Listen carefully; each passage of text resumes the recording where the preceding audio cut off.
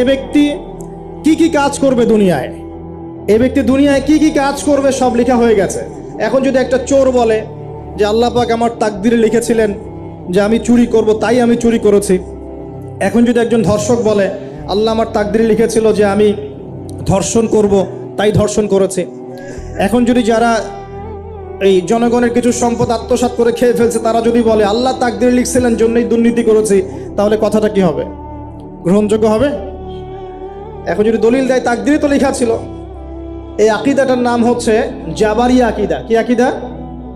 Jabriya. এমন একজন ব্যক্তি উমর রাদিয়াল্লাহু আনহুর দরবারে এসেছিল, চোর চুরি করেছে, ধরা পড়েছে। উমর রাদিয়াল্লাহু আনহু বলেছেন হাত কেটে ফেলো। তখন সে বলছে যে আমার হাত তো কাটা যাবে না, কেন? আল্লাহ পাক তাকদিরে লিখেছেন আমি চুরি করব, তাই চুরি করেছে। তো উমর রাদিয়াল্লাহু আনহুর সামনে এই কথাটা বলেছে। আর উমর রাদিয়াল্লাহু আনহু কি বিচক্ষণ মানুষ ছিলেন না বোকাশোকা ছিলেন? বলেন, তার মতো শাসক পাওয়া যাবে? তার মতো আরো একজন শাসক আসবে ইনশাআল্লাহ পৃথিবীতে। তার নাম কি? নবী ঈসা আলাইহিস সালাম, ইনশাআল্লাহ তাআলা। এবং তার আগে আরো একজন ইমাম আসবেন। তার নাম কি? তার নাম হচ্ছে মুহাম্মদ। কি নাম? তার নাম মুহাম্মদ, তার উপাধি হচ্ছে মাহদি। কখন আসবেন? যখন পৃথিবীতে যুদ্ধ বিগ্রহ ছড়িয়ে পড়বে, ব্যাপক আকারে মালহামা চলবে, তখন আসবেন। কাদের পক্ষে আসবেন?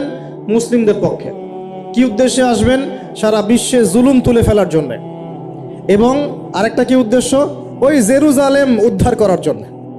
কোন জেরুজালেম? যেটা এখন ইহুদিরা দখল করে আছে। চারপাশে আরবরা, মাঝখানে ও কেমন করে দখল করে আছে?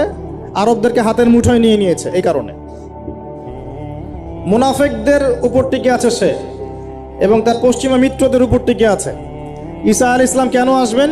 এই জায়গাটা পুনরুদ্ধার করার জন্য। ঈসা আলাইহিস সালাম কি পরাজিত হবেন না বিজয়ী হবেন? কত বছর বিশ্ব শাসন করবেন? 40 বছর। এগুলো হবে বিশ্বে, এগুলো হওয়া এখনো বাকি আছে। আরো কি হবে? মুসলিমরা কনস্ট্যান্টিনোপল আবার জয় করবে।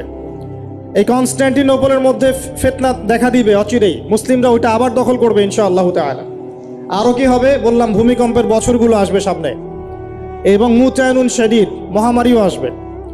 আরো কি? বড় বড় 3টা ভূমিকম্প বাকি আছে এখনো। আগে বলেছি লেকচারে, একটা পৃথিবীর পূর্বে, একটা পশ্চিমে, একটা মাঝখানে। এগুলো এখনো বাকি আছে। বিশ্বে অনেক কিছু হওয়া এখনো বাকি আছে। এখন যা দেখছি এগুলোই সব না, এগুলো চলে যাবে। সময় কি হবে? চলে যাবে। আরো নতুন সময় আসবে ইনশাআল্লাহ তাআলা। আমাদের দায়িত্ব কি? আমাদের দায়িত্ব পরিস্থিতি বুঝে দিন ধরে রাখা, আমল করা।